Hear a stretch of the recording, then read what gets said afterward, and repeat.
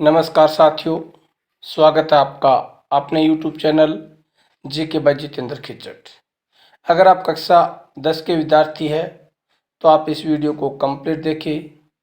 आज इस वीडियो में मैं आपको सामाजिक विज्ञान विषय का जो पेपर है वो हल करवाऊंगा, जो आपकी बोर्ड परीक्षा 2022 में आपके लिए लाभदायक सिद्ध होगा। तो आज का हमारा पहला प्रश्न है, निम्न प्रश्नों के उत्तर का सही विकल्प चयन कर उत्तर पुस्तिका में लिखिए। सबसे पहला प्रश्न है, वंदे मातरम किसने लिखा था? यानी निम्नलिखित में से किसने वंदे मातरम लिखा था? तो वंदे मातरम किसने लिखा था? बंकिम चंद्र चटर्जी। तो इसका उत्तर होगा ब। निम्न में से किस वर्ष महात्मा गांधी दक्षिण अफ्रीका से भारत लौटे थे? यानी महात्मा गांधी है वो दक्षिण अफ्रीका से भारत कब लौटे थे? तो इसका उत्तर होगा ए 1915 में। उसके बाद निम्नलिखित में से किस राज्य में लाल पीली मृदा मुख्य रूप से पाई जाती है? यानी किस राज्य में लाल पीली मृदा है वो मुख्य रूप से पाई जाती है? तो इसका उत्तर होगा श, राजस्थान में। उसके बाद में सौर ऊर्जा किस प्रकार का संसाधन है? तो सौर ऊर्जा एक नवीकरणीय संसाधन है। तो उत्तर होगा ए। उसके बाद में 5 नंबर, भारत में जनगणना कितने वर्ष के पश्चात की जाती है? तो भारत में जनगणना वो 5 वर्ष के पश्चात की जाती है। उसके बाद में 6 नंबर प्रश्न है,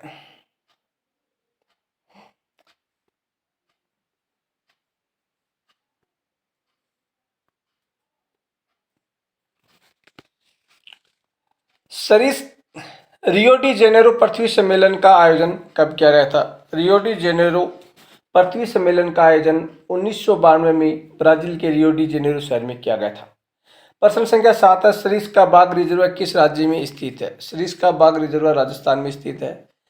प्रश्न संख्या 8, निम्नलिखित में से कौन सा विषय समवर्ती सूची का है? निम्नलिखित में से कौन सा विषय वो समवर्ती सूची का? तो शिक्षा वो समवर्ती सूची का। कपास से कपड़ा बनाना कौन से क्षेत्र की गतिविधियां है? कपास से कपड़ा बनाना है वो कौन से क्षेत्र की गतिविधियां है? तो द्वितीयक क्षेत्र की गतिविधियां है।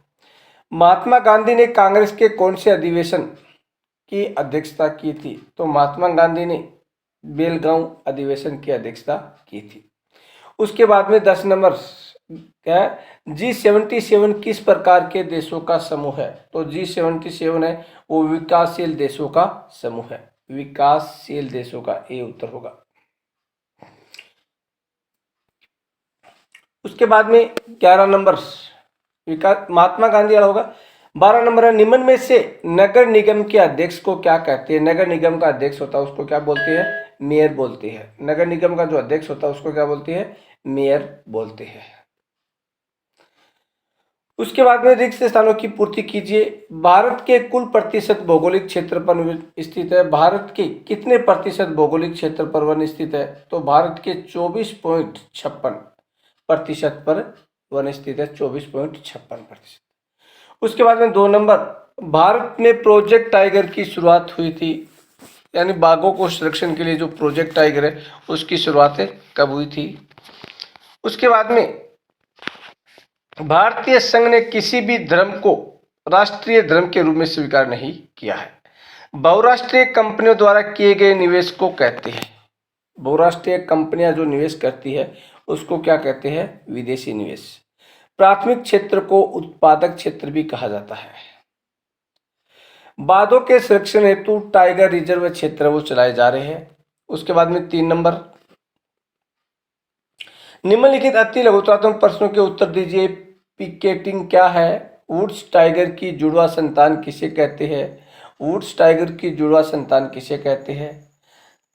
3 दूसरा, ब्रेडन वुड्स की जुड़वा संतान किसे कहते हैं? तीसरा, बांस ड्रिप सिंचाई प्रणाली को स्पष्ट कीजिए। 4 नंबर, राजस्थान के अर्ध शुष्क व शुष्क क्षेत्रों में वर्षा व जल संग्रहण किस प्रकार किया जाता है?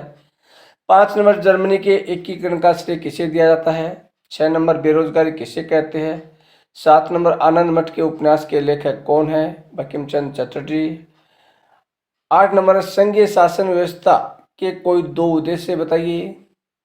9 नंबर, कांग्रेस ने किस अधिवेशन में पूर्ण स्वराज्य की मांग की थी? तो कांग्रेस ने 1929 के लाहौर अधिवेशन में पूर्ण स्वराज्य की मांग की थी। उसके बाद में जैव संसाधन हो रहा है, जैव संसाधन का एक एक उदाहरण दीजिए। उसके बाद में अगला है, प्राथमिक क्षेत्र में कौन सी गतिविधियां सम्मिलित की जाती है, जैसे कृषि, पशुपालन, मत्स्य पालन, मुर्गी पालन, ये प्राथमिक क्षेत्र की गतिविधियां है।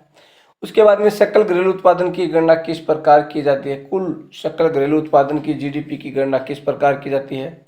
उसके बाद में खंड व उत्तर सीमा 40 शब्द, संघीय व एकात्मक शासन व्यवस्था में कोई दो अंतर, स्कॉटलैंड में किस प्रकार यूनाइटेड किंगडम में शामिल किया गया था। उसके बाद में 6 नंबर है, 1909 में गांधी जी द्वारा रचित 1909 में गांधी जी द्वारा रचित पुस्तक का नाम बताइए। उन्होंने स्वतंत्रता प्राप्ति हेतु अंग्रेजों के विरुद्ध असहयोग की नीति क्यों अपनाई थी। 7 नंबर मरुस्थलीय मृदा की विशेषता।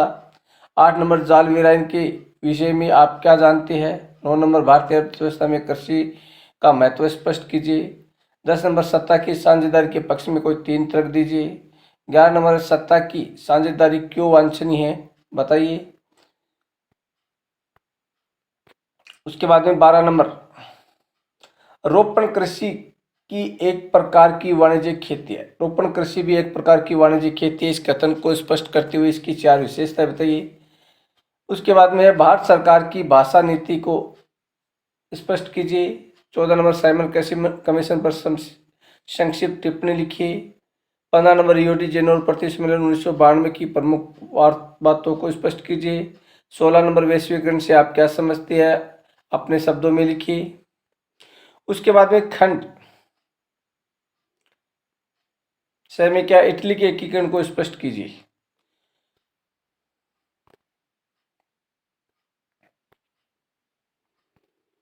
उसके बाद में 17 में अतिरिक्त अथवा दिया गया जर्मनी का एकीकरण किस प्रकार हुआ था, स्पष्ट कीजिए। 18 नंबर बहुउद्देशीय परियोजनाओं से होने वाले लाभों को स्पष्ट कीजिए। बाढ़ से बचाव के लिए कोई 3 उपाय बताइए। 19 नंबर राजस्थान के अर्ध क्षेत्र में वर्षा जल संग्रहण किस प्रकार किया जाता है, व्याख्या कीजिए। उसके बाद में 19 का अथवा है, जल संसाधनों को प्रदूषित होने से रोकने के 3 उपाय बताइए। उसके बाद में 20 नंबर, नेपोलियन संहिता की विशेषता लिखिए। 20 का अतिरिक्त है, वर्षा जल संरक्षण किसे कहते हैं, वर्षा जल संरक्षण के उद्देश्य लिखिए। द में है 21 नंबर, रोलेट एक्ट क्या था, गांधी जी द्वारा रोलेट एक्ट का विरोध व ब्रिटिश सरकार की दमनकारी नीतियों का वर्णन कीजिए। 21 नंबर का अथवा सविनय अवज्ञा आंदोलन में महिलाओं की भूमिकाओं का वर्णन कीजिए। उसके बाद में 22 नंबर, नेपाल में लोकतंत्र के लिए दूसरा सम्मेलन के विभिन्न चरणों को स्पष्ट कीजिए। 22 का अथवा भारत में राष्ट्रीय आंदोलन में महात्मा गांधी के योगदान को स्पष्ट कीजिए। 23 नंबर में मानचित्र है, भारत के मानचित्र में जैसलमेर, दिल्ली, गया, कच्छ की खाड़ी, इसके अलावा नागपुर, जयपुर, पारादीप, विशाखापट्टनम, इनमें से आपको कोई 4 नाम भरने हैं, अथवा वाले 4 या पहले वाले 4। ये था हमारा समाज ज्ञान विषय का प्रश्न पत्र, जो बोर्ड परीक्षा के लिए काफ़ी लाभदायक सिद्ध होगा। तो सभी विद्यार्थी इस चैनल को लाइक, शेयर एवं सब्सक्राइब करें। इसी के साथ जय हिंद, जय भारत, वंदे मातरम।